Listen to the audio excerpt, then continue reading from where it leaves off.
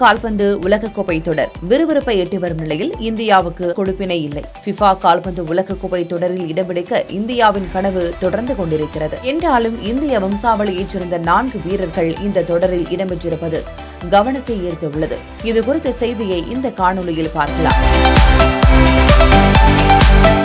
நியூசிலாந்தின் சர்பிரீத் Singh, கத்தாரின் தாசின் Mohammed Jamshid, TR காங்கோவின் Samuel Muthusamy மற்றும் ஆஸ்திரேலியாவின் நிஷான் வேலுப்பிள்ளை ஆகியோர்தான் தத்தம் நாடுகளுக்காக விளையாட இருப்பினும் அவர்கள் இந்திய பூர்வீகத்தை சேர்ந்தவர்கள் ஆவர். பஞ்சாபின் ஜலந்தரை பூர்வீகமாக கொண்ட பெற்றோருக்கு ஆக்லாந்தில் பிறந்த சர்பிரீத் சிங் பல ஆண்டுகளாக நியூசிலாந்து கால்பந்து அணியில் ஒரு முக்கிய வீரராக விளங்கி வருகிறார். அடுத்து கேரளாவைச் சேர்ந்த பெற்றோருக்கு கத்தாரில் பிறந்தவர்தான் தாசின் முகமது ஜம்ஷித். 19 வயதான இவர் கத்தாரின் அல் துஹைல் அணிக்காக விளையாடி வருகிறார்.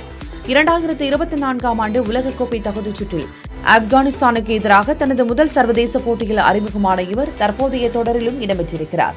அடுத்து பிரான்சில் பிறந்த சாமுவேல் முத்துசாமி தமிழ் வம்சாவளியைச் சேர்ந்தவர். இந்தோ குவாடலூப்பியன் சமூகத்தைச் சேர்ந்தவராக அறியப்படும் இவர் லியோபார்டஸ் அணிக்காக நடுக்கள வீரராக இறங்கி விளையாடி வருகிறார். TR காங்கோ அணிக்காக நீண்ட இடைவெளிக்கு பிறகு உலகக்கோப்பைக்கு திரும்பியிருக்கிறார்.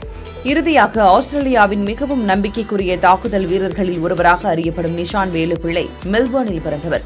அவரது தந்தை சசிநாத் வேலுப்பிள்ளை இலங்கை தமிழ் பாரம்பரியத்தைச் சேர்ந்தவர்.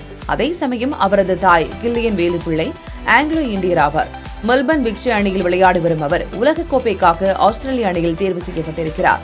சீனாவுக்கு எதிரான உலகக்கோப்பை தகுதிச் சுற்றின் இறுதி ஆட்டத்தில் களமிறக்கப்பட்ட அவர் களமிறங்கிய 7 நிமிடங்களிலேயே கோல் அடித்து 3-1 என்ற வெற்றியை உறுதி செய்ய உதவியதைத் தொடர்ந்து இந்த உலகக்கோப்பையில் 26 பேர் கொண்ட ஆஸ்திரேலிய அணியில் அவரும் ஒருவராக தேர்வு செய்யப்பட்டிருக்கிறார். உலகக்கோப்பை தொடரில் இந்தியா இல்லாவிட்டாலும் இந்தியர்கள் இடம்பெற்றிருப்பது ரசிகர்களுக்கு பெருமையாக இருக்கிறது.